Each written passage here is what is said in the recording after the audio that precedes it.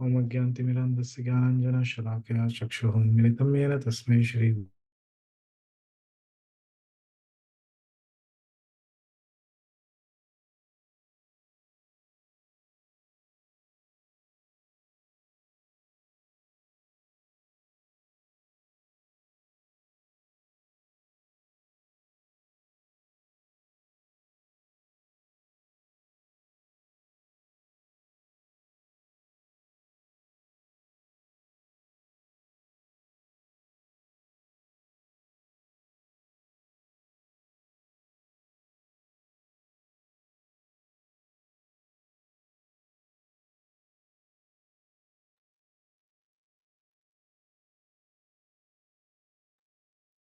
Hare Krishna.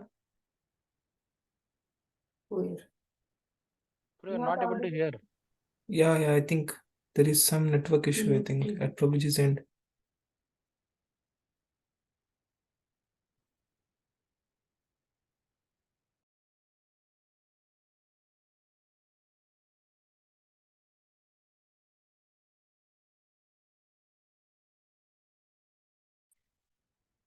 Okay, some network issue was there.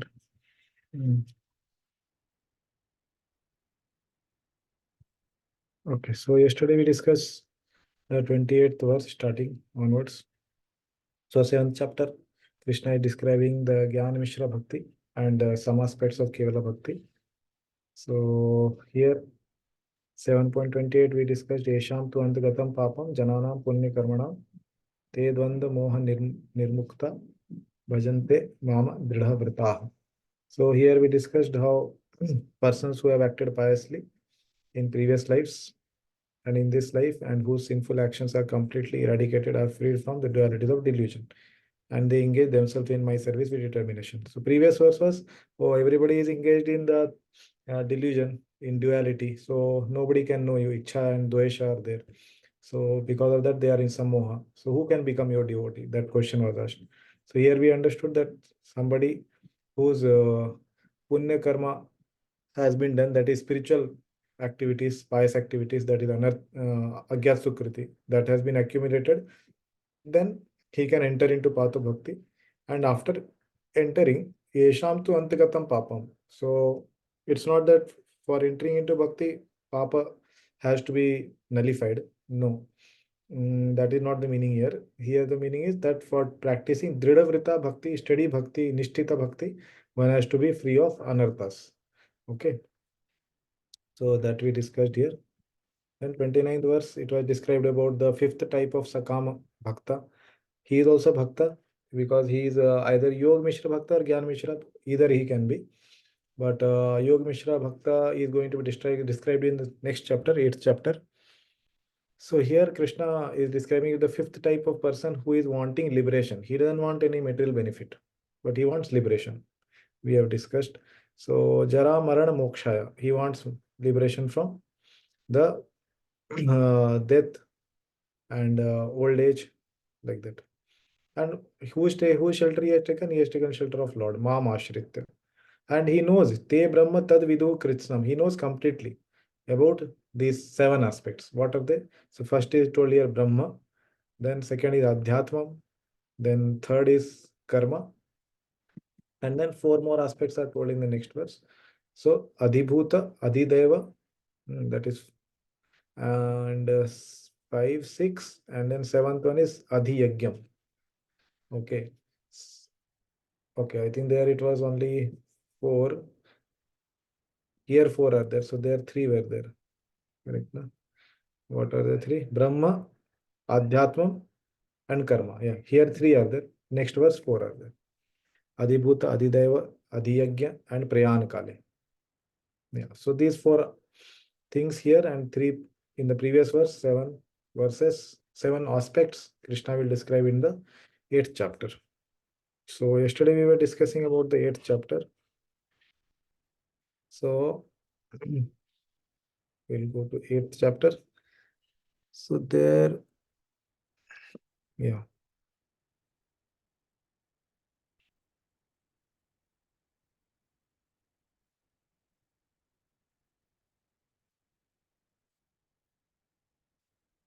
Okay.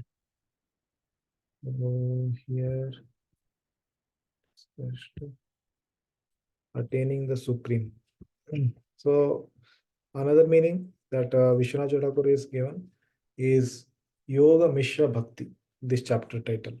And Baldev Vidyabhushan has given the title Tarak Brahma Yoga. Correct. So first two verses, Arjuna is asking questions about these seven aspects. Kim Tad Brahma, Kim Adhyatma, Kim Karma. So that three aspects, Brahma, Adhyatma, and Karma, three were told in 7.29. Okay. And then Adi Bhutam Cha Kim Proktam Adi Daivam Kim Uchyate. So these two came in the next verse. And then he continues. Adi Yajna Katham Ko Atra Dehe Asmin Madhusudana Prayana Kale Cha Katham Gyeyo Asi Niyatatma Bhi. Yeah. So these seven aspects he asked questions. So we discussed the Prabhupada's purport, and then answer we discussed first part of Lord Shri Krishna. Three questions were answered. Aksharam Brahma Paramam Swabhavo Adhyatma Uchyate Bhuta Bhavo Udbhava Karo Visarga Karma Sangita. Okay, so three terms are answered here. Which are the three? Those terms which were described in 7.29 is answered in 8.3. Okay. So what is the reply here Lord Krishna is giving? He is saying Aksharam Brahma Paramam. Yeah. So first aspect that is living entity. So Lord is describing the indestructible transcendental living entity. So what kind of that Brahma is? He is Aksharam Paramam. Okay. So he is Aksharam Paramam. Paramam is referring transcendental. It is not Parabrahman. As we discussed yesterday, Parabrahman is different and Paramam Brahman is different. Okay. Sorry, Brahman is different. Brahman is the soul, Param Brahma is the super soul. So here Lord is not describing about the super soul. He is describing about the Paramam Brahman is transcendental. Okay, Paramam Prabhupada is translated as transcendental, not supreme. Okay, it is transcendental. So it is referring to living entity only, not the Para Brahman. Okay, please note that. Okay, otherwise we will not understand. So in purport also Prabhupada has said, okay, about the Brahman and the Para Brahman, describing that. Then second aspect is Swabhava Adhyatma Muchyate. Okay, so Adhyatma, you can see Prabhupada has translated the self. Okay, basically refers to the nature, Swabhava. Okay, Swabhava, what is the eternal nature and from where that nature comes? So that nature comes from past lives. So that Krishna has described that Adhyatma means Swabhava, nature, one's nature from past life. Okay. Both Bhavo Udbhavo Karo and then Visarga Karma Samgita. So karma is the third aspect described. So Prabhupada has translated it action. Okay. So here the definition of karma is that activity which gives rise to the material bodies in the next life. Okay. So whatever activities we do in the past lives, all that is accumulated to give one body in this life. So that will be explained in future verses also. Okay, Antakale Chamameva, that all verses will come. That what one remembers at the time of death, he will attain that body. And what one remembers at the time of death is a product of whatever one meditates on during the life.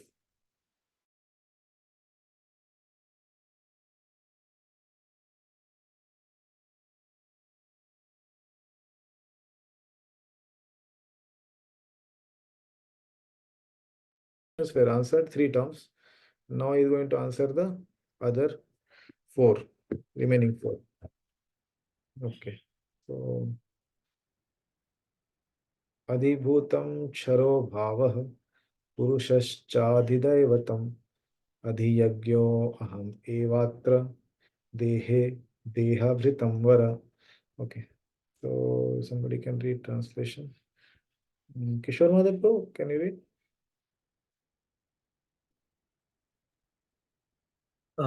O best of embodied being, the physical nature which is constantly changing is called Adi Bhuta, the material manifestation.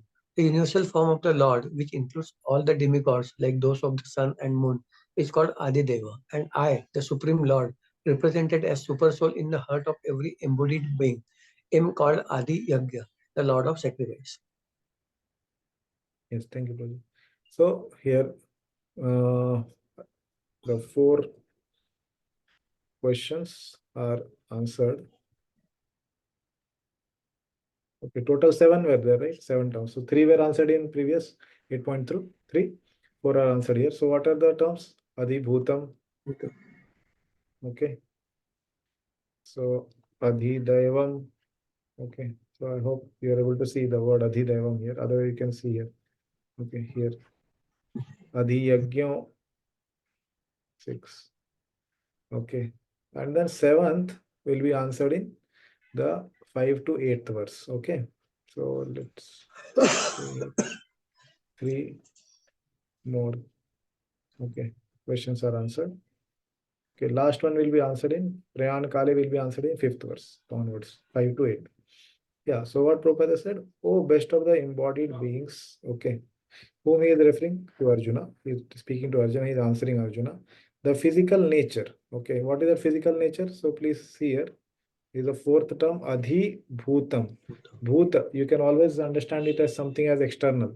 So from there we can remember the physical manifestation.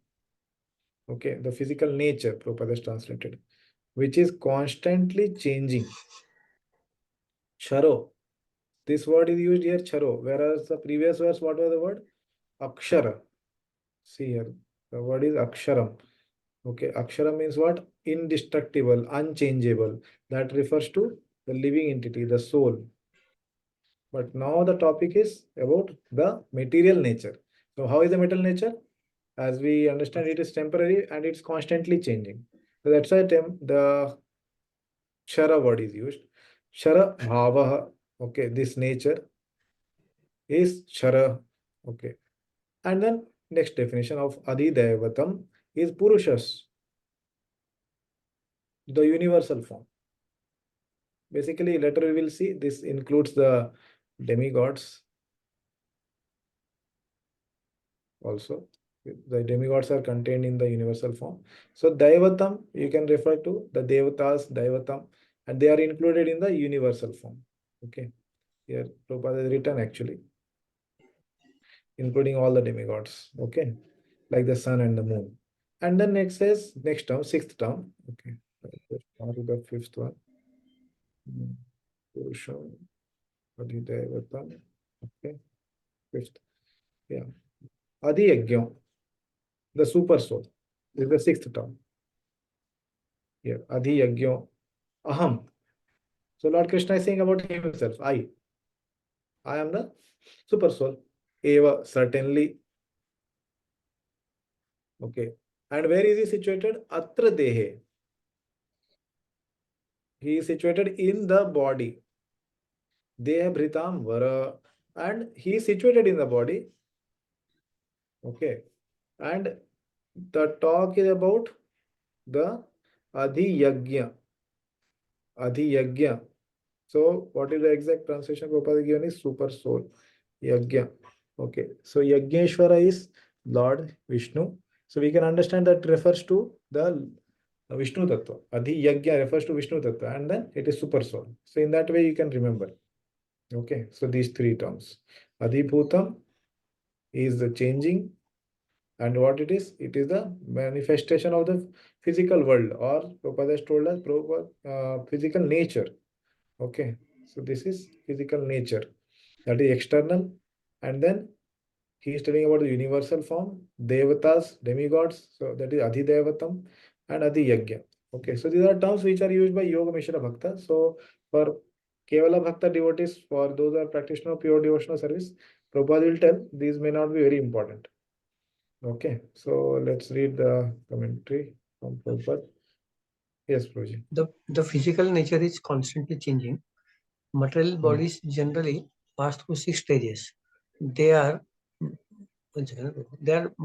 born, they grow, they remain for some duration, they produce some byproducts, they dwindle and they vanish. This physical nature is called Adi Bhuta.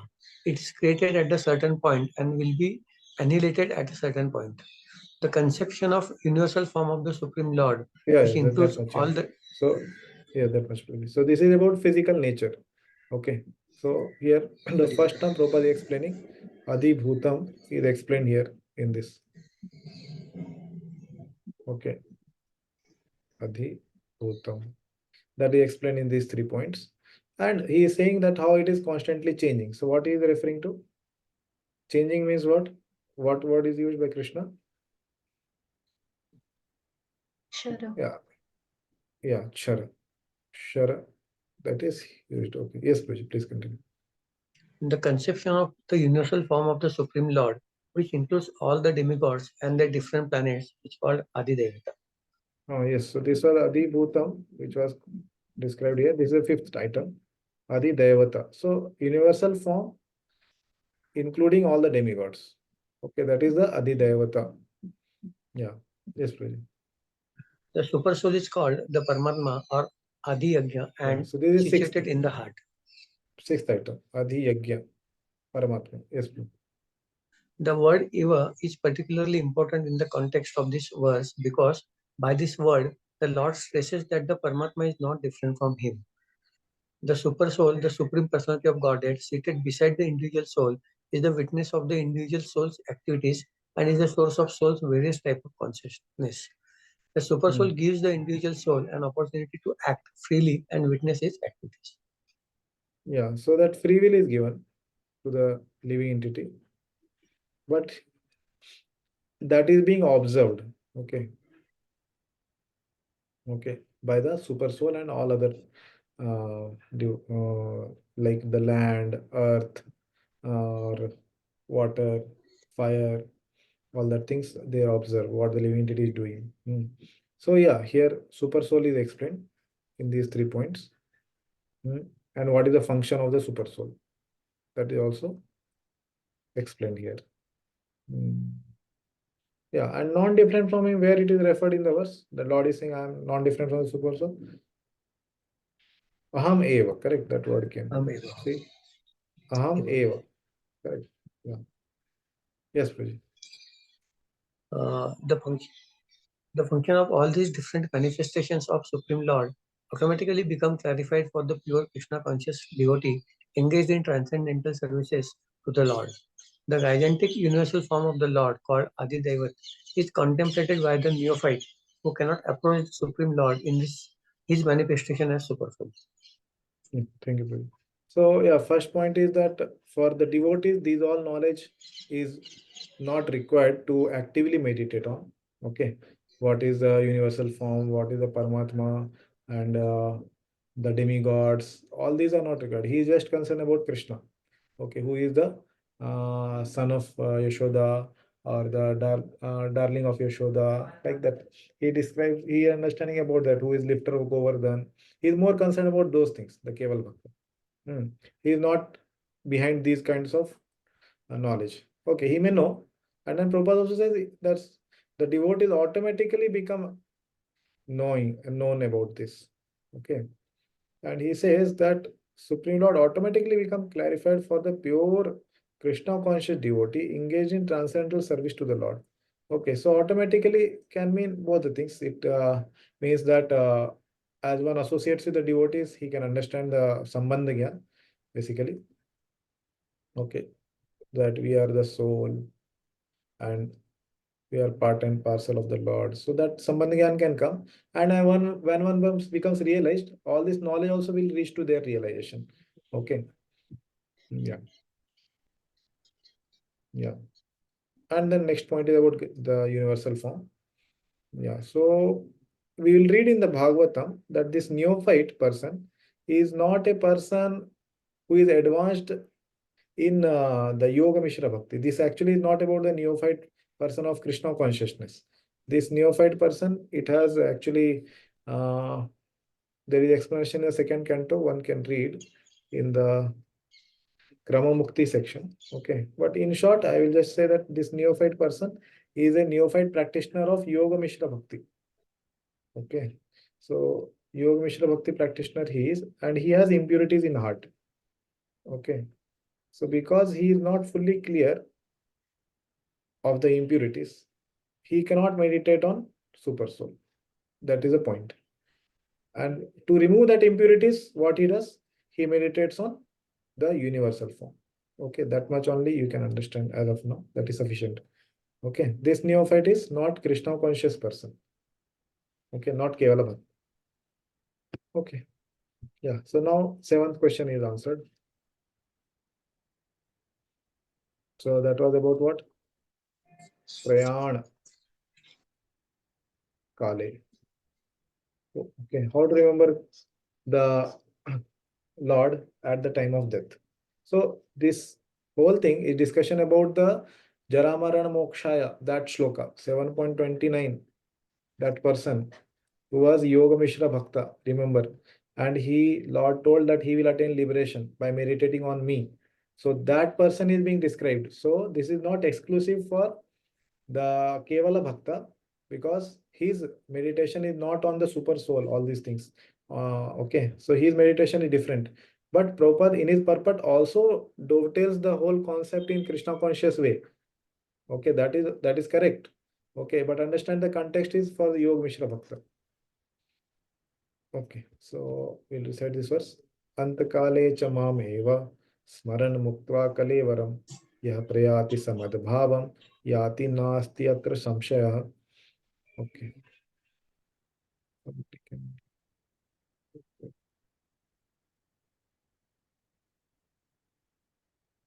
Yeah, Arun Prabhu, would you like to read? Yes, Prabhu. Translation. And whoever at the end of his life quits his body, remembering me alone, at once attains my nature. Of this there is no doubt. Correct. Yeah, thank you. So here Lord is saying Antakale. Okay, so this will be explained in the next few verses. So we understand 5 to 8. Okay, shloka number 5 to 8. The whole 7th question is going to be answered. So Antakale, this word will be going to be explained in the future. What is the meaning of this Antakale? But in short, Prabhupada written that at the end of life. Okay, but it has lot of backing from the what are the activities in the life at every moment. So just keep that in mind. Antakale cha mam eva. So for both the you can take Gyan Mishra.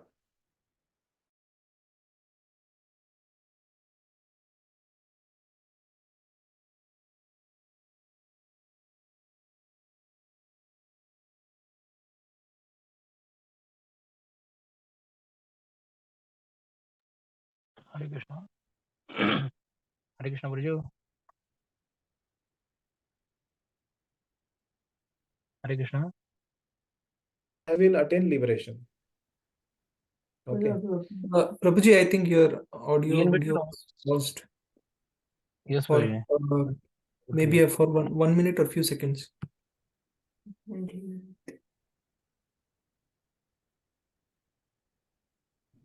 I don't know, some issue is there. Okay. Happening. Okay. See, here Gyan You are Mishra. explaining Ma'am Eva, it got stopped. After that is Kali. That Antkali has background, after that stop. Okay. So yeah, I was saying Mam Eva. This word, Lord is saying that one should remember me only, certainly. Okay, so here the understanding also is that the Gyan Mishra Bhakti Yogi, Yoga Mishra Bhakta, and Kevala Bhakta, all these two are surely Pradhani Bhut Bhakta, as we discussed. Okay, Pradhani Bhut. This is Kevala Bhakta, who is pure devotee. Okay, he is practicing only Uttama Bhakti. So when we discuss this all three people have to remember Krishna only. They have to give up their respective jnana process, yoga process, and bhakti. He doesn't have any other process, so he'll only meditate on the Lord himself. So they will attain liberation, and he will attain Vaikuntha, okay, or Goloka, wherever. Okay, and these people will attain based on their aspiration. They will either attain Vaikuntha or they can attain Brahman if they want to attain Brahman. Okay, but they will have to give up the respective paths which they were practicing in little bit. Okay, minority. Bhakti was major and little bit jnana was there, little bit yoga was there, but that also has to be given up. Okay, why? One may ask why they have to give up those things, because they are all products of Sattva. Okay, that we can understand, we can read in Bhagavatam, it will come later. They are all products of Sattva, and aspects of Sattva have to be given up, and only transcendental object, that is Bhakti, has to be kept. Okay, and Kevala Bhakta doesn't have any Sattva aspects, he has only Bhakti. He'll go to Vaikuntha or Goloka. Okay, so this is the understanding here. So everybody has to remember Krishna only. Okay, They don't have to remember how I was meditating on the super soul, how I was keeping the air in between the eyebrows. All that has to be given up. Okay. Yeah. So smaran, mameva smaran, basically remembering Lord. Then what happens? Muktva kalevaram. Kalevaram is body. Muktva becomes released of that. And then what happens? Yah prayati, and he attains, he goes. What he attains? Mad bhavam. He attains my bhav, my nature. Okay. So Lord says not, he doesn't say that he attains me. Okay. The words are very, very specific. He attains my nature. Okay.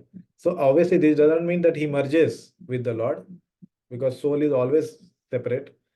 Okay. But my nature he will attain. Okay.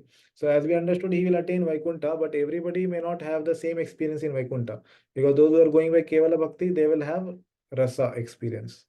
But these people will have experience of Vaikuntha, or they will have experience of Brahman in Vaikuntha, like that, all the things. Shantarati they will have. So many details are there, but just here to be mentioned, he is not saying he will attain me, he will attain my nature. Okay. Mad bhavam. And what again? Yati na asti atra samshaya. There is no doubt in what? The first three lines, whatever is stated. There is no doubt in this principle. What is the principle? Antakale cha mameva. At the time of death, one who remembers me only, muktva kalevaram, he will be freed from the body and he will attain my nature. There is no doubt in this principle. Okay, that's what this whole shloka is. So let's see what Acharyas are saying. Yeah, Vishwanath Thakur's commentary. Yes, please read. This verse answers the question, how are you to be known at the time of death? Smaran means remembering me, knowing me in truth, not like knowing pots or cloth. The method of knowing or remembering the Lord is now explained in 14 verses. Yeah. So now, starting from 5th onwards. Okay. So till 18th. These are the 14 verses. Lord is going to explain the method of knowing or remembering. Smarana. Okay. How to do. Okay. So what is the question Lord Krishna Arjuna has in his mind? How are you to be known at the time of death? Prayana Kale. Correct. That was the question asked in 7.30. Prayana Kale. So he is asking about that. Okay, and Smaran, what is explained? Knowing me in truth. In truth means as a person. Okay, Supreme Personality of Godhead. The person, the Yoga Mishra Bhakta or Gyan Mishra Bhakta or Kevala Bhakta, all have to understand Lord is a person and his form is Satchidananda form, not made up of Maya. Okay. Yeah. Okay. Yes, bro. Continue. This verse answers the question, how can one know you at the time of dying? I, being known at the time by knowledge in the form of remembrance, bestow the result, your attainment of my nature, Mad-bhavam. Mad-bhavam in this verse means my nature. Yeah. He who remembers me attains a nature like mine, with 8 qualities. He becomes sinless, ageless, deathless, without grief, without hunger, without thirst, blissful, and his desires are instantly fulfilled. Yeah. So this is very, very nice. Baldev Vidyabhushan is saying that what is the meaning of attaining nature like the Lord? Okay, so these are all nature of the Lord or the place where he resides, Vaikuntha. Okay. Nature of the Lord or the place where he resides, Vaikuntha. So anybody goes to that place will have all these things. Okay. And in contrast, later you will say, Abrahma Bhuna Loka Punaravartino Arjuna. Even from the topmost planet of Brahma, one has to come back. Means these 8 things are not there. Okay. So what are the 8 things? He becomes sinless, ageless. I don't know, some background noise is there. You can mute when you are not speaking. Sinless, ageless, deathless. Okay. Without grief, shok is not there. Okay. Without hunger, without thirst, and he will be blissful. Okay. And all desires instantly fulfilled. Okay. So there are desire trees, all that things he will attain. Yes, Prabhu. please read. In this verse, Srila Prabhupada, in this verse, the importance of Krishna consciousness is stressed. Anyone who quits his body in Krishna consciousness is at once transferred to the transcendental nature of the Supreme Lord. The word Smaran, remembering, is important. Remembrance of Krishna is not possible for the impure soul who has not practiced Krishna consciousness in devotion. Yeah, so very important. Yeah, transcendental nature again, Prabhupada is saying, Mad Bhavam, same thing. Okay, he will attain Mad Bhavam. And then Smaran, remembering, that is very, very important. Yeah, that is the crux of this verse. What is the method? So for all three types of people, if they want to attain their goal, they have to remember Lord. Okay, and remember of Krishna is not possible for the impure soul. Okay, why? Because he will be sammoham. Correct. So that we read earlier, sammoham, that comes from where? From the duality. And the duality comes from where? Iksha and dvesha. Correct. So he is basically under the three modes. Okay, he has not surrendered to the Lord. So he cannot remember the Lord. And we understand there is shloka in the second chapter also. Okay. So he will not be able to remember the Lord because of this sammoham. Okay. Yeah. So the practice of Krishna consciousness is very, very important to remember the Lord. What is this practice? That will be described in the further coming verses. Abhyas yogena kaunteya, that he will tell. Yeah, please read. Therefore, one should practice Krishna consciousness from the very beginning of life. If one wants to achieve success at the end of his life, the process of remembering Krishna is essential. Therefore, one should constantly, incessantly chant the Maha Mantra, Hare Krishna, Krishna Krishna, Hare Hare, Hare Ram, Ram Ram, Hare. Yeah, so very important point Prabhupada has brought out here, that one should practice Krishna consciousness from the beginning of the life, very beginning of the life. Okay, so what is the beginning of life? To practice Krishna consciousness, obviously childhood. But suppose if one has not received the Krishna consciousness in childhood, then does it mean that he should practice at the end of life? Because Prabhu, okay, beginning I could not practice, so I will practice in the end now. No, what is the meaning of the beginning thing here? It means from the time one has got Krishna consciousness. Okay, that also we can understand. From the time he has received Krishna consciousness, from that time how he should practice? He should practice very, very seriously. Okay, see what he said. If one wants to achieve success at the end of his life, the process of remembering Krishna is essential. Okay. So, and how one should practice the method also, Prabhupada is saying. Incessantly chant the Maha Mantra. So these all words will come. Satatam, Nityam, all that words will be used by Krishna. Prabhupada is telling before only. So you should chant this mantra, Hare Krishna, Krishna Krishna, Hare Hare, Hare Ram, Ram Ram, Hare Hare. And then Lord Chaitanya's advice is there. So Prabhupada is going to write all that. Yeah. So here, very, very important that as soon as we have received Krishna consciousness, we should start practicing seriously from that time.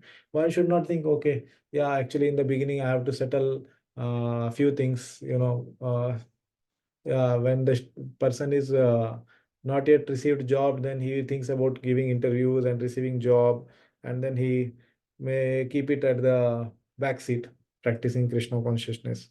And then after receiving job, then one may want some other facilities or better job, whatever, or even chances to go abroad. So in that he invests his consciousness and then he may not be able to practice. And then one gets married. Then in that some time and consciousness he invested. So all that was also important. Okay, and then after that getting children and then getting them well nourished and then getting them nicely grown up. All that is very, very important. But Prabhupada is saying that from the time we have received Krishna consciousness, we should try to practice it seriously without compromising any of our other important responsibilities. So that does not mean that one should give off the responsibilities, but it means one should give off the tendency which is there to while away the time. Okay. So all of us know that where our time is going away, and it's not used productively, because taking care of family, taking care of our job, taking care of our health, all these are very, very important. As much as important as taking care of our Krishna consciousness. And they are all part of our Krishna consciousness. But if one is whiling away some of his time, which he knows is not going to be, productive for his Krishna consciousness. Okay, so recent times, yeah, many devotees have also told that a lot of time goes in social media. Okay, I don't know how many devotees here, they also agree with that, but social media takes a lot of time. So once I think the Facebook owner, he was asked that, okay, who is your biggest competitor? Does anyone know what he replied? I think Mark Zuckerberg, something like that his name is. Yeah. So who is your biggest competitor? Anybody knows what he replied? Okay, it seems I am most updated. Sleep. Yeah. Sleep. Yeah, I'm not most updated. Yeah, somebody is there. So yeah, he told sleep. Sleep is the biggest competitor for him. Sleep is not another company. That was actually said by a Netflix CEO actually. Oh, Not, I don't know. Somebody told me, so I am telling you. Again, social media company. Yes. Okay, Netflix. Okay, yeah, they are also very famous. Yeah. So yeah, so they are, sleep is not another company. Yeah, for your information. Yeah. So that is what we need every day. We need 6 hours, 7 hours, 8 hours. Okay. So that is our natural, regular requirement which we have. Okay. So that is his biggest competitor, and I think he's actually winning over. Many people are losing sleep, but they are spending time on social media. Yeah, that's a very great achievement actually by these people. Yeah, so at least we should not be like the materialistic people. Those who are not knowing what is their goal, they are not knowing what are the practices of Krishna consciousness. But after having received such things, then we should be serious. Okay, so doing our services nicely with determination and good focus and consciousness, investing consciousness in whatever we do, whether it is chanting, reading, hearing, and or distributing Prabhupada books or reading Prabhupada books. Some people think, oh, only distributing is very, very good. Because why? Oh, count comes so much, then points come, and then our temple become the top distributor. Okay, so that also may be there in the back of the mind. But who can distribute the books best? One who is convinced what is written in the book. Correct. Otherwise, one will only become like the seller. There are so many sellers who are selling books in this world. So and Prabhupada also condemned that actually many times. Okay, Prabhupada also told that, do you also read these books? He asked the book distributor. They don't know, I only sell the books. Yeah, so Prabhupada was upset. That he told, yeah, first you should read the books. Then when you are convinced, you will automatically go and sell the books. Okay, so devotees, yeah, because the, some force by some superiors or counselors or whatever, groups or peer pressure, so many things may be there, or institutional, background. One may be thinking, yeah, book distribution is very, very important, but book reading is not so important. Okay, so both have to be balanced. Okay, either extreme is not good. Any extreme is not good in any aspect of life. Okay, that's what Prabhupada is trying to say here, and this theme will continue next 3-4 verses. Okay, yeah, yes, Prabhu. I think Prabhupada is not completed. There may be so many impediments for a person who is chanting Hare Krishna. Nonetheless, tolerating all these impediments, one should continue to chant Hare Krishna, Krishna Krishna, Hare Hare, Hare Ram, Ram Ram, Hare Hare, so that at the end of one's life, one can have the full benefit of Krishna consciousness. Yeah, so that's what Prabhupada is saying. So one should, yeah, obviously there are so many impediments because Maya Devi, she put so much impediments in the path of devotees because the duty, her service is that. Okay, her name is itself Durga. Means Durgam Gamayati, means very difficult to cross over. Okay, very difficult. So we know what are the impediments in our life, and every devotee may have different impediments. Somebody may have like 6 anarthas, lust, anger, greed, envy, illusion, pride. Somebody may have, everybody has all six, no problem. Every one of us have all six, but somebody may identify one thing to be more in them. Okay, so that one should identify, self-analyze, and then also work on it. Okay, like that. So tolerating all these impediments, one should continue to chant Hare Krishna. Okay. And then, so what is the result? At the end of one's life, one can have all the have the full benefit of Krishna consciousness. As I was telling yesterday, so some devotees may feel that, oh, when I'm sick, I'm not able to chant. Yeah, so it may be there in the beginning days of Krishna consciousness that little bit fever is there or something, and one is not able to chant 16 rounds. Okay, and when one grows in Krishna consciousness, he will be able to do. But something serious is there that he is really not able to do, then it is understandable. Okay, Krishna is also Bhavagrahi Janardana. He understands the intention of the heart. But one is not serious about these principles, then Krishna understands that also. He is not serious. Okay, so we'll just complete this and then take if there is any discussion. This section till 8.8 we will complete. Okay. Yam yam vapi smaran bhavam tijati ante kalevaram tam tam evaiti kaunteya sada tad bhava bhavita. So now last verse told about that one, whatever one remembers at the time of death, he will attain mine. Okay. He said Antakale cha mameva smarana muktva kalevaram. Yah prayati sa mad bhavam. Not okay. What he said last line was Yati nasti atra samsaya. There is no doubt in this. Yeah. So in the time of death, one who remembers me, he will be freed of the bondage of the materialistic body, and then he will attain my nature. Now Krishna is speaking that that is not true for everyone. Okay, everyone will not attain my nature. Why? Because there are duskritinas also, okay, who are not having focus on Krishna consciousness. They are neither Yoga Mishra Bhakta, neither Gyan Mishra Bhakta, nor Kevala Bhakta. Okay, so Krishna is speaking one general principle here of attainment in the next life. Okay, general principle of next life attainment, we can say. Okay, so that he is going to speak in this. Okay, somebody can read. Anuradha Mataji, can you read? Yes, Prabhuji. Translation. Whatever state of being one remembers when he quits his body, O son of Kunti, that state he will attain without fail. Yeah, so yam yam vapi smarana bhavam. Yeah, so whatever smarana, okay, a person is doing, okay, and then he says tejati ante kalevaram, when at the time of death, tejati, giving up, ante, at the time of death, kalevaram, the body. And then he says tam tam evaiti konteya, yam yam, okay, whatever, tam tam, that is that certainly, eva, okay, similar, that's what Prabhupada is translated. Eva iti, certainly he will attain. So earlier also he told certainly, one who remembers me will certainly attain me. And then he says tam tam eva iti konteya, means here whatever state one remembers, that state he will attain. That is very simple. Then sada tadbhav bhavita.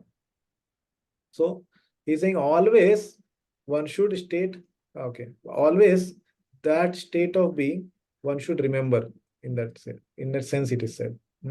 So whatever state of being one remembers when he quits his body, O son of Kunti, that state he will attain without fail. So that without fail is which one? That he is saying tam tam evaiti konteya sada tad bhavita eva.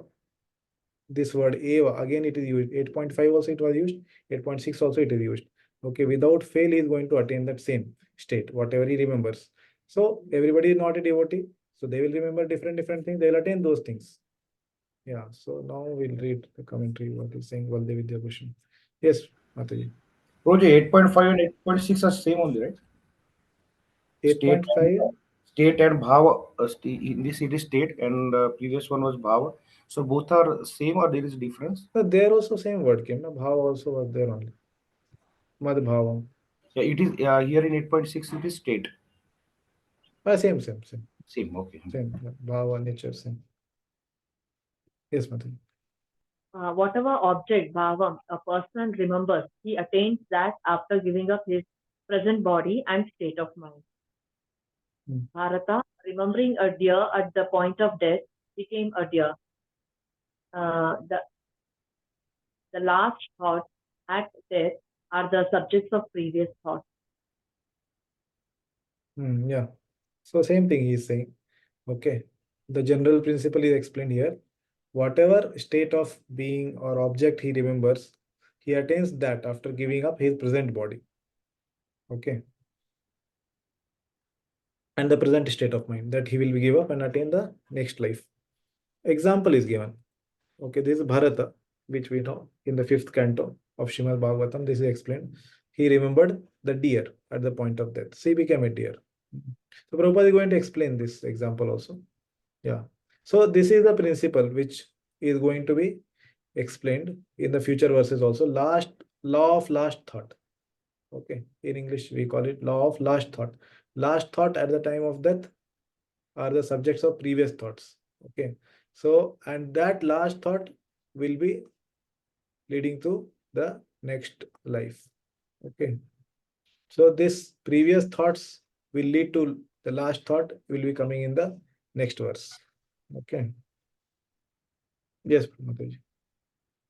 The process of changing one's nature at the critical moment of death is here explained. A person who at the end of his life quits his body thinking of Krishna attains the transcendental nature of the Supreme Lord, but it is not true that a person who thinks of something other than Krishna attains the same transcendental state. This is a point we should note very carefully.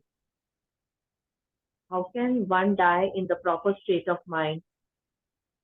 Maharaja Bharata, although a great personality, thought of a deer at the end of his life, and so in his next life, he was transferred into the body of the deer. Although as a deer, he remembered his past activities, he had to accept that animal body. Yes, thank you. So here, okay, yeah, we'll read. Yeah. So here Prabhupada is saying this is a point we should be noting very carefully. What he is saying, that same general principle he is expanding on. At the end of life, okay, one quits his body thinking of Krishna, attains the transcendental nature. That is Madhbhavam. That was explaining 8.5. Correct. But it is not true that a person who thinks of something other, what is that something other, any other object, that is explaining 8.6. No. He attains the same transcendental. He will not attain. Okay, even if forcibly wants to attain Krishna at the time of death and he forcibly remembers and shoots himself, but he has not attained Krishna conscious state in his life. He may externally remember Krishna, but he doesn't have any knowledge about Krishna and what is the Sambandha Gyan, whether he is soul, Krishna is God, all that is not there. The whole practice of Krishna consciousness in life is what whole thing comes in as a summary at the time of death. Okay. So it is not that at the time of death one can just chant Krishna and then leave body and attain the nature. No, it is not like that also. Obviously, nobody can cheat Krishna. He is the greatest of the cheaters. Yeah. Yeah, and the same thing. Again, Prabhupada is asking, how can one die in the proper state of mind? What is the so first is everybody dies in whatever state, attains that state. But the question is, how can one die in the proper state of mind? So that will be explained in the next verse, that how the practice is very, very important. The next two verses are going to explain that. Example again, Prabhupada says about Bharat Maharaj. Yes, Mataji. Of course, one's thoughts during the course of one's life stimulate to influence one's thoughts at the moment of death. So this life creates one's next life. If in present life one lives in the mode of goodness and always thinks of Krishna, it is possible for one to remember Krishna at the end of one's life. That will help one be transferred to the transcendental nature of Krishna. If one is transcendentally absorbed in Krishna's service, then his next body will be transcendental, spiritual, not material. Therefore, the chanting of Hare Krishna, Krishna Krishna, Hare Hare, Hare Ram, Ram Ram, Hare Hare, is the best process for successfully changing one's state of being at the end of one's life. Yeah, so the best method Prabhupada explained chanting Hare Krishna. Yeah, but very important point before that is, the same principle. One's thoughts during the course of life accumulate to influence one's thought at that moment of death. So this will be explained in the next verse. Actually, Prabhupada has told before only. Yeah, obviously we know compassion of Prabhupada that he tells many things. Even something going to come after 3 chapters, he may tell here, because we don't know Kali Yuga people whether they will read this as the last verse and close the book, and then they will never read. So here mantra is also there. Whole mantra is there here only. Whether you read next or not, there is no problem. The whole thing is given here in one purport in summary. Okay, one can perfect his life whether he read ahead or not. Yeah, but obviously as devotee we should read so that we can get better understanding of Krishna consciousness and remember Krishna wholly, the all aspects of Krishna at the time of death. Yeah, but here Prabhupada is saying that principle from the next verse. Yeah, if in one's present life one lives in the mode of goodness and always thinks of Krishna. Okay, so this goodness is not we should understand this to be conducive for Krishna consciousness. Okay, not the goodness like one should go to the forest and practice all that yoga system. Not that kind of goodness. Conducive, anukul. Okay, anukulena sankalpa. Okay, anukul to devotional service. Whatever is favorable. Okay, accepting the favorable. That is the meaning. Okay, so otherwise goodness are many things like doing eating 1 carrot per day, meditating on some super soul. All that is not defined here. That's not that goodness. Okay, it is possible for one to remember Krishna at the end of one's life. Okay, this will help one to be transferred to the transcendent nature of Krishna, Madhbhavam. Correct.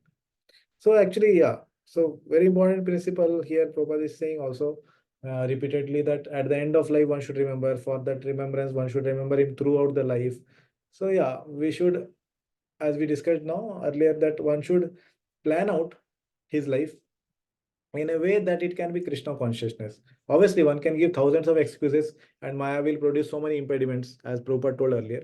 One can give 1001, 1002, and lakhs of things as excuse that why I am not able to prioritize Krishna consciousness. So, but at the same time, one should not compromise on his duties. Many times devotees have this understanding that I should prioritize my Krishna consciousness means I should compromise my household duties, I should compromise my family duties, I should compromise my taking care of health. All that is not told here. They are all aspects of Krishna consciousness only. See, understand the meaning. The word artha, artha means something useful. Anartha is something which is not useful. So, something which is helping us in our Krishna consciousness, it is anukul to our Krishna consciousness. Okay, then we have to understand that is inside the purview of Krishna consciousness. That all should not be compromised. Like taking 6 hours, 8 hours, 7 hours sleep, whatever is required for oneself. Okay, different people have different need. That is not to be compromised because that is helping us in practicing Krishna consciousness. By sleeping, one will not get Krishna consciousness. That is sure. Nobody become Krishna conscious by sleeping, but it is required. So it is not anartha. Somebody may say, oh, we are eating food, eating prasadam. These are all anarthas. Actually, we should reach to the state where one will be able to detach himself from food, that he doesn't need the food only. You see Raghunath Das Goswami, he used to eat only, drink, not eat also, sorry. Once in 3 days. Yeah. And we eat what? We eat thrice a day. Still we are not satisfied. So such kind of things are good for the Gyanis. We can speak those dry renunciation to Gyanis. They will be happy hearing this. But for devotees, these are not the things. Okay, for devotees, they should accept whatever what Prabhupada said. One should accept not less, not more. Prashadam. Okay, that is the understanding. Yeah. So one should not compromise. I am saying those things which are conducive for Krishna consciousness. Okay, whether one is Grihastha or Brahmachari, whatever. Okay. And then second thing is, after doing that, one should prioritize Krishna consciousness in a sense that one should plan. Okay, how many hours do I have per day? In a week, how much time I have? In a month, how much time I have? And how much time I have in a year? Okay. And then one can at least plan. Obviously, nobody knows when the life's end is going to come, end of one's life. So everybody here doesn't know. Nobody knows. What is the meaning of this word? End of one's life. What is the meaning? Can somebody tell? When the end of one's life is going to come? Nobody knows. So that's why what we have to do at the time of death, we have to do now. Because the time of death can be now also. Okay. End of life can be now also. So whatever you want to do at that time, do it now. That is another understanding. Okay. So do it every moment, because every moment we are dying. Right? We wish happy birthday. Okay, 20 years. I have become 20 years. I am 20 years old. Means what? Suppose he's going to live 60 years. Out of that, 20 is already gone. He has died already 20 years. Okay. But somebody may say, oh, Prabhuji, you are so negatively speaking. You are speaking so much negatively, always talking about death. No, not always. We are talking when this has come. But at the same time, people may say, outsiders, people may say, actually, why are you are talking so much negatively about death? Anyhow, everybody is going to die. At least live the life happily. Okay. Enjoy the life while at least you are alive. Dying anyhow, everybody is going to die. No, that is like blindness. Yes, you must be knowing about the example of ostrich. So somebody comes to attack the ostrich, na? The ostrich will not run away and he will not try to fight back also. He'll just put his head inside the ground and cover it with sand or mud, whatever. And then obviously he'll be killed. So one should not become materialistic like that, just trying to avoid the knowledge itself about death. So this, what we are trying to discuss, the knowledge about death, is something which is going to be practically applicable in our life in giving a better destination in next life. Okay. So one should not live in ignorance. Okay. Yeah, that is understanding. And then one should plan out also his life. Obviously, we don't know when the end of life is going to come, but at least one should plan out his life. And one should not plan in that way that, oh, first I will earn the money and first settle everything. Then when I will be freed from all responsibility of family and job, then I will do my Krishna consciousness. That will be the time I can practice Krishna consciousness. That is another trick of Maya. When is the best time to practice Krishna consciousness? Okay, see, all of you can answer now. I'm speaking so much, you can tell. What is the best time to practice? Now. No. Yeah. No, correct. Right now. Yeah, now is the time to practice Krishna consciousness. That is the best time. Yeah. So one aspect I told, the definition of Krishna consciousness is not like reading, hearing, chanting only. Doing anything which is supporting your Krishna consciousness also is Krishna consciousness. First understand that. Okay. That is also included. And then understanding that definition, one should prioritize one's life in doing Krishna conscious activities. So Prabhupada is saying here, see, where is that? One should be, if one is transcendently absorbed in Krishna's service. Okay. So what is service? What we are doing now also is seva. Correct. This is Granth Seva. We are serving the book. Correct. So whatever seva we do for the deities or whatever, for our family members, whom we are trying to make them Krishna conscious if they are not. And if they are Krishna conscious, very good. Okay. So they are all counted in cleaning in a house, cooking in a house, whatever we may be doing, the household activities. They are all Krishna service, because Krishna is in center when we are doing these activities in our consciousness at least. Okay. So that is what said here. Okay. Yeah. So yeah, we should be different from the karmis. Karmis don't plan out their life at all. And then they prioritize only sense gratification. But for devotees, the priority should be Krishna service and devotees. Krishna's devotees giving our services to them so that they are happy with us. And then when they are happy, Krishna will be happy. And among devotees also the most prominent are those who are our Guru Janas, who are Siksha Gurus, who are our Diksha Gurus. And what is most important service we can do to them? They don't want something money from us or something. What is the best service? Prabhupada also told many times, best serving is hearing their instruction and following the instructions. Okay. And the higher and higher the devotees are, the better service it can be. Okay. Srila Prabhupada is there, then previous acharyas are there, Chaitanya Mahaprabhu is there. So whatever their instructions are there, so we try to follow their instructions. That is higher and higher service. Okay. Like that. Okay. Next. Now Krishna is saying about the principle expanded, that previous verse told whatever state one remembers, he will attain me. Okay, sorry, he will attain that state.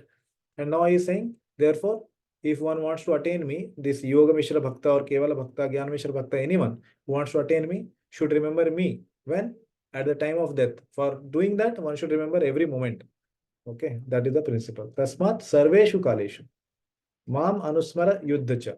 Okay. Mai Arpita Mano Buddhi. Mam Eva Ishyasi Ashamshaya. Okay.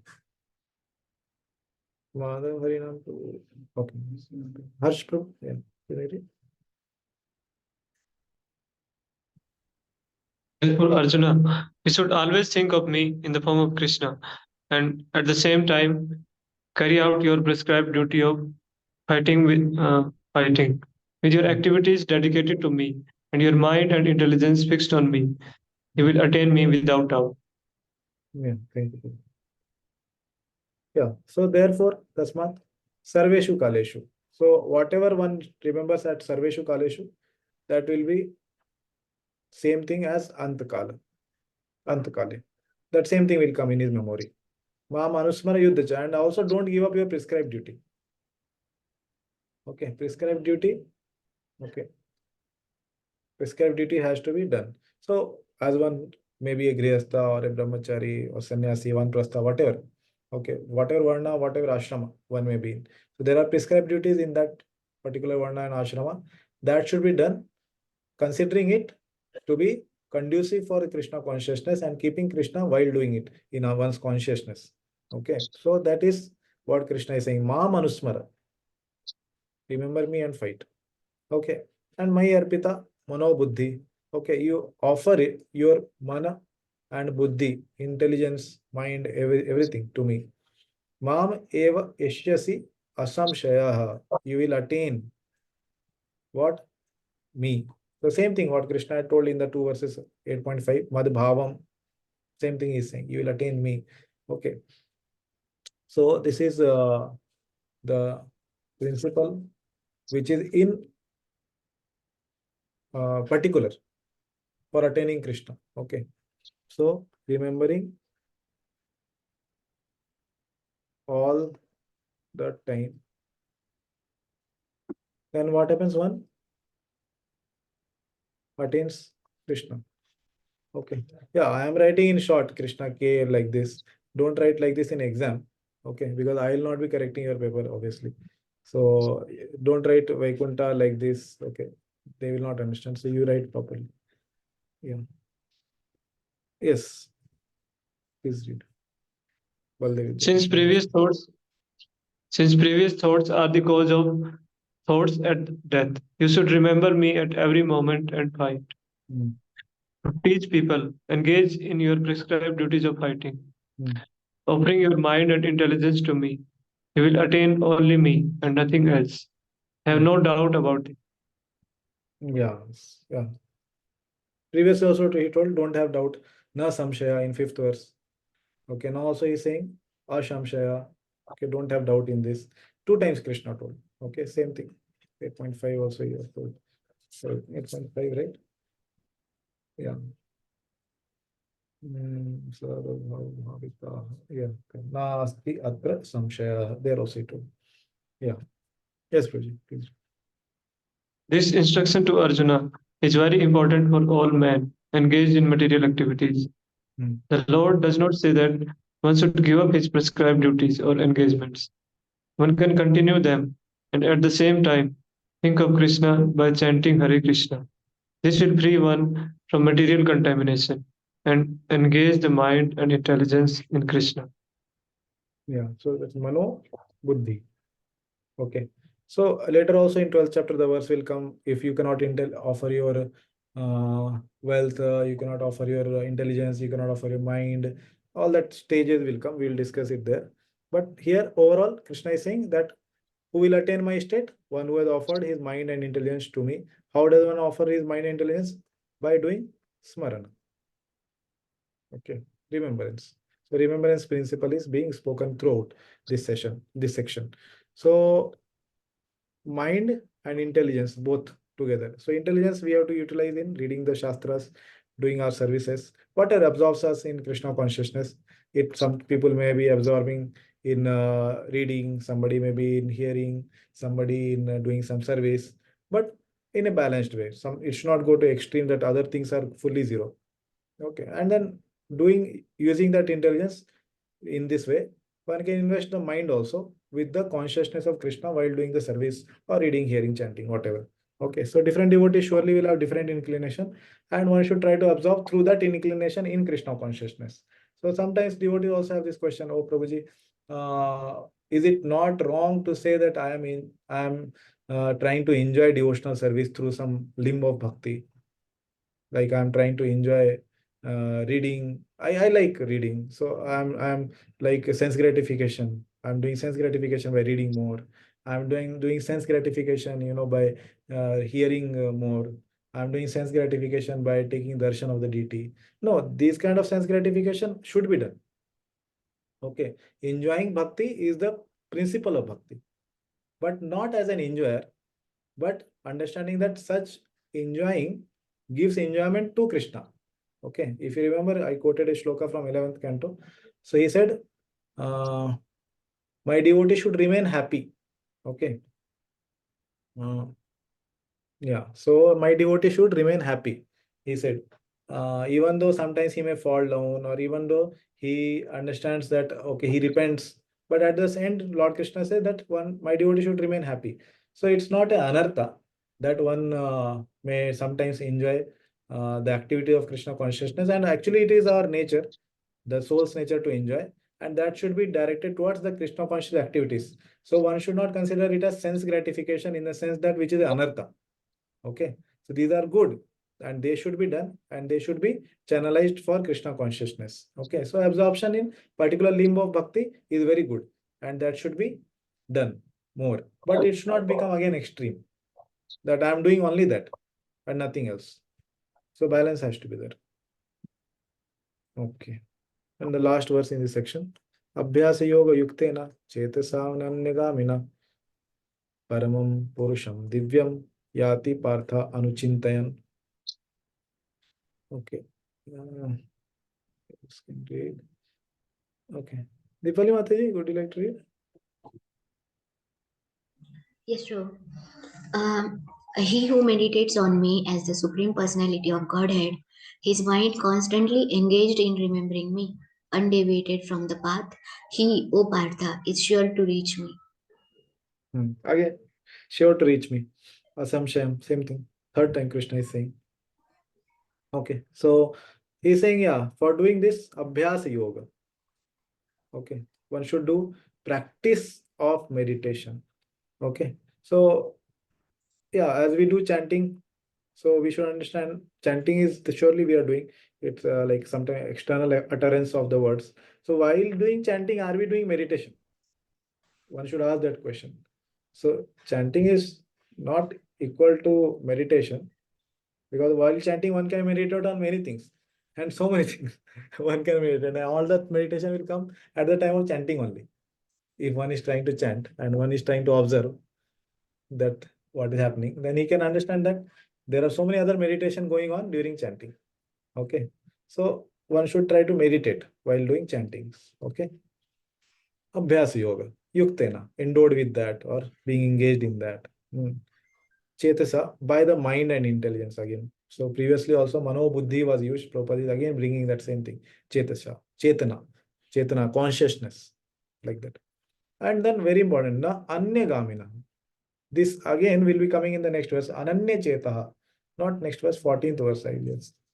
Yeah, 14th verse it's going to come. Ananya chetaha. Yes. So, na anya gamina. Without being deviated. Okay. From what? From the Supreme. Paramam Purusham. Personality of God. Okay. And what are the qualities of such person? Divyam. Transcendental. And by such meditation, what is going to happen? What is the result of it?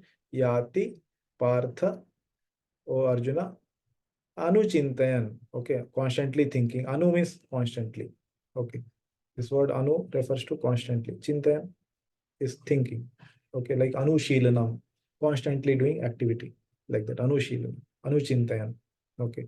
So one who meditates by Abhyas Yoga. So this Abhyas Yoga can be again similar to previous explanation. Yoga Mishra Bhakti have their own Abhyas, or it can be for Jnana Mishra Bhakti, they have their own Abhyas, or it can be for Kevala Bhakta. They have 9 limbs of Bhakti. So different Abhyas yogas are there for different people. They have to do that Abhyasa, and through that Abhyas, what they have to do? Meditate using what? Mind and intelligence. On whom? Supreme Personality of Godhead. And then what will happen? One will attain Lord Krishna in different places, Krishna, Goloka, or Brahman, or Vaikuntha, whatever, wherever they want to go, they will surely attain. That is the meaning of this verse. Okay. Yeah, Prabhu, please read. Sorry, Mataji. Chakravarti Thakurji. Hmm. Therefore, that person who practices remembrance of me during his life will naturally remember me at the time of death, and by that he will attain me. Therefore, remembering me by the mind is the highest yoga that is expressed in this verse. Abhyasa means to repeatedly remember me. The mind should be engaged in this method, yoga, of repetition of remembering me. It should not wander to other objects of remembrance. Yeah, so Anna Anya Gamina. Yes. By this practice, one will conquer of the nature of the mind. Yeah. So yeah, same principle again is said here in the first line. Person who practices remembrance of me during his life, okay, during his life, not at the end of his life. At the end of life, he has to do means during the life has to be done. Correct. That was 6th verse. Will naturally remember me. Okay. So for the devotees, Kevala Bhaktas, okay, even for other practitioners of yoga, so it is said that Antakale Smaranam, that is called Varjanam. Even if he has not been able to remember Krishna, Krishna remembers him. Okay. So Krishna remembers that person and takes him back to the abode if he has perfected his life, or he will give a suitable birth. So it's not said, it's not the understanding that one practiced throughout his life, but somehow he could not remember at the time of death, so he will fail. No, that is not the point. Okay, so he will naturally remember me because he has spent his consciousness in Krishna throughout his life. So that will surely give result. Okay. So therefore, remembering me by the mind is the highest yoga. Okay. So Chetasaha, like that. And then Abhyasa means to repeatedly remember me. So that's why. So chanting 16 rounds daily. Okay. So later it will come Nitya, Satatam, all that words will be used by Krishna. Chanting 16 rounds, reading Prabhupada books daily. Okay. Doing services daily, whatever our regular things are there, whatever one has planned. So he should be doing that repeatedly and daily. And then investing his consciousness also while doing those activities. Okay. If one does mechanically, surely there will be benefit, but it will not be so much beneficial as one does with having consciousness. Okay. So yeah, many times we have heard that story that one person was, 3 people were there. They were making one building. So one person was asked, okay, for what you are doing. So he was just saying that I am just placing this brick and then placing the cement. Okay.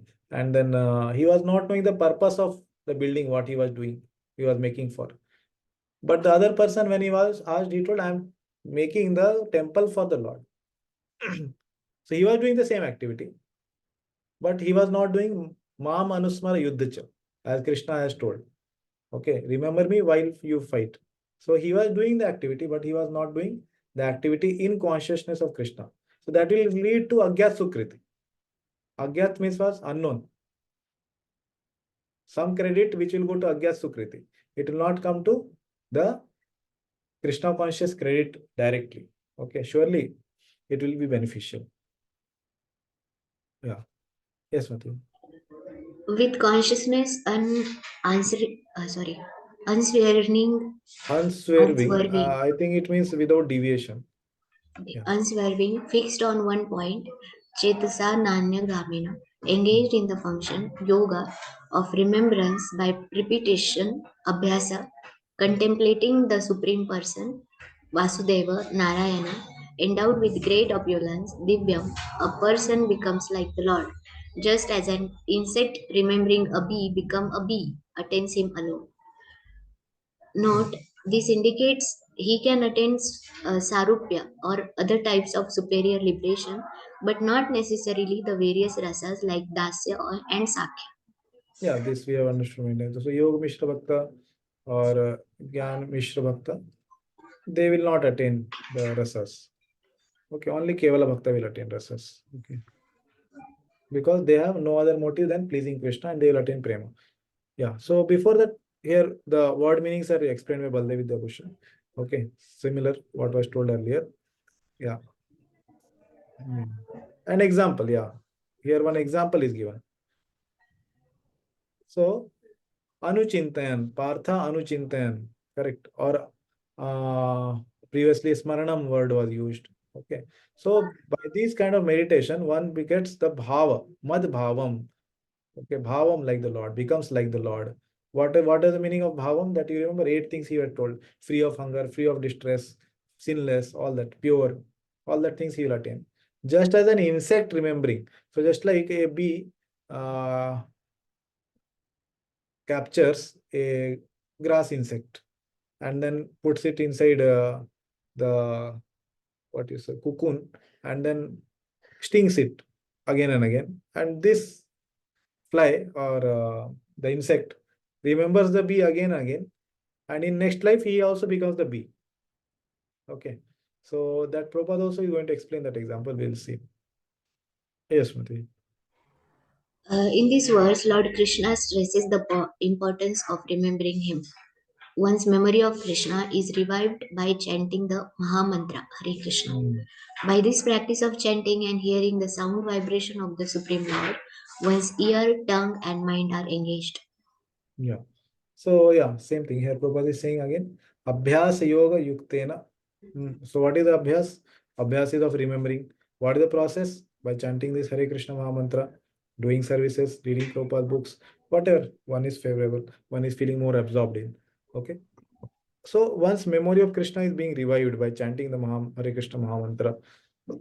Okay. And then again practice Abhyas Yoga of chanting, hearing the sound vibration of Supreme Lord, one's ear, tongue, and mind, they are all engaged. So Chetasaha. So consciousness should be engaged. The Chetana should be engaged through all these external senses and the sixth sense, that is mind, which is subtle.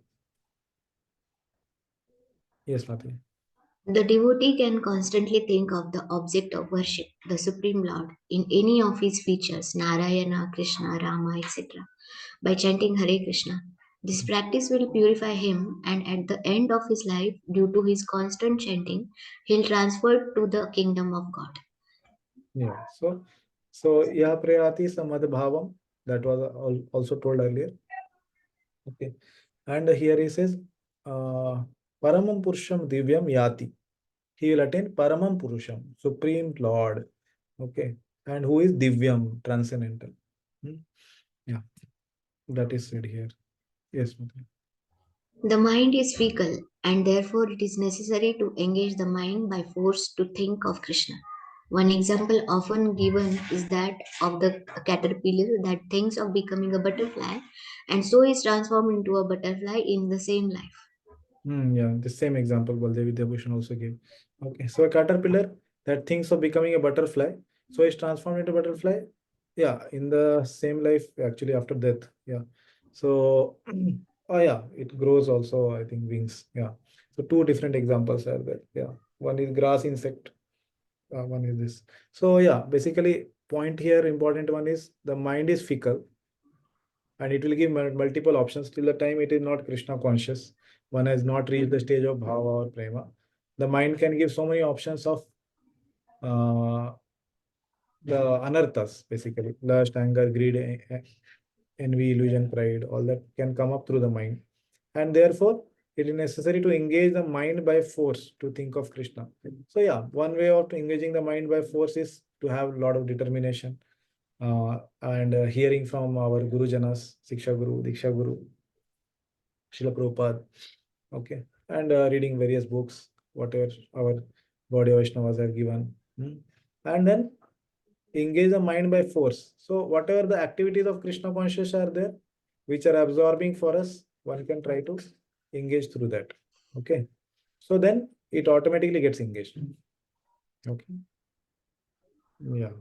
So yeah, we completed this section till 8th. Anybody has any question on this section, what we discussed? The law of last thought, attaining the Lord in the next life.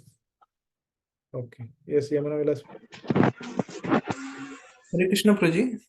Hare Krishna. Prabhuji, I have a question, like especially those who are practitioners. Like let us say that we engage in Krishna's service throughout our life. We also chant. But at the time of death, which we don't know when it is going to come upon, but let us say if one is diagnosed with some disease, is in a state like where it's very difficult, I mean, the physical and mental state, which is not supporting him to remember the Lord, although he has practiced Krishna consciousness or did service. So in such a case, like what will happen? Like, Yeah, so as I told, Ante Smaranam Varjanam, that Ante Smriti Varjanam, yeah. So for the Lord, he is Bhavagrahi Janardana. So if he has seen that devotee has seriously, sincerely engaged in Krishna consciousness throughout his life, then whatever he deserves as per his practice, if he deserves to go back to spiritual world, he has perfected his life, Lord will take him back, irrespective of what is the state at the end. Okay, whether it is some terminal disease he has got, or he died in coma only. Okay, or somebody died in sleeping. So they are all considered by the Lord. He understands what is the consciousness that devotee has attained, and Lord does not see so much the external condition. Okay, what state he has reached in his consciousness is more important for the Lord. Okay, I hope it answers. yes, thank you, Prabhuji. Okay, Prerna Mataji. Prabhuji, I have 3 questions. The first question was, when we go out and preach to others, generally one question is often asked that, what if only at the time of death I will remember God? So you have already given the answer that because of dualities, we are sammohita and we are not if one is not Krishna conscious, then that is not it is not possible to remember. But how to simplify this and explain this to one who is not in the process of Krishna consciousness and is asking the question, what if I only at the time of death I will remember the Lord and I will go back to Godhead? So how to simplify this to a very new person? Yeah, so we can tell that at the time of that, one may chant the word Krishna, syllable Krishna, but what will be his understanding of Krishna, where he will go? He doesn't know about Vaikuntha, he doesn't know about Goloka, he doesn't know who is Krishna, what are his attributes, what is his form, where he will go. Suddenly by chanting Krishna, he will go somewhere, where he will go? So that is my question. We can ask him. Okay, so a devotee has complete understanding of the word Krishna. The whole life he has struggled in doing his sadhana, reading books, hearing, chanting, in understanding what is Krishna and his abode is not waste. Okay, and it cannot be copied just by chanting Krishna. Krishna contains everything. The word Krishna contains everything, not for everyone. Okay, it is for those who have done the sadhana to understand the word Krishna. For them, it contains. Okay. Okay, thank you, Prabhuji. Yeah. And second question is regarding chanting. That it is been explained that chanting we have to meditate. But I'm talking about myself, not of the others. But when I'm chanting, I realize that lots of material desire peep out. Lots of material things peep out while I'm chanting the holy name. Although I try my best to chant with meditating, it is not possible. Only thing is possible is that chanting and hearing. I try to hear, but meditation is not that level of possible. Hearing is possible, but not meditation is possible. So how Okay. to improve it? Yeah. Yes, Matu. Yeah. Actually, yeah, for everybody it is difficult. Yeah. So different devotees have different anarthas which come up in chanting. But one can try to absorb in that activity which one is dim. That activity means that limb of the bhakti. It may be some other limb also, may not be chanting. And then through that one's consciousness will be purified. And then when one chants with that purified consciousness, he can meditate also. So it may not be possible for everyone to do meditation in chanting from beginning only. That is very difficult because, yeah, so there are 3 stages: Kirtanam, then there is Shravanam, and then there is Japa. Kirtanam is more easier to absorb compared to the hearing Bhagavatam class or Bhagavad Gita, whatever, or reading. Reading also is hearing. So they are more absorbing compared to chanting. Chanting is very fine. So to meditate, that may come little later. So I can show you one verse which can tell you more about this. So this is Yatha Yathatma Parimrijyate Aso. Okay, so that verse can help, I think. Just a minute. Yatha Parimrijyate Aso. Okay.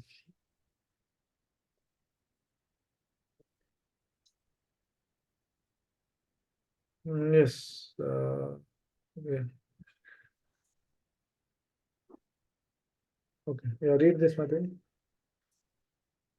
To the degree the Atma becomes purified by hearing and chanting my glories, a person is able to perceive my real form and qualities and experience their sweetness, just as the eye, when smeared with special ointment, is able to see finer objects. Starting with the first service. No, yeah, that much only. Yeah. Yeah. So here same principle is that to the degree the Atma becomes purified. Okay. So that happens by hearing and chanting and others. So basically hearing and chanting, whenever most of the places, whenever it is told, it is representing the 9 limbs of bhakti. Okay, it's not that only hearing and chanting, but all 9 limbs of bhakti, worshipping deity or whatever. A person is able to perceive my real form. Okay. When one becomes purified, okay, Atma means, yeah, consciousness. The soul is always pure. The consciousness becomes purified. Then one will be able to see my form and qualities. And then when this happens, purification through the limbs of bhakti, then in chanting also, which is very difficult to meditate on. Okay, so there also Lord will be able to appear in one's chanting and experience the sweetness. An example is given.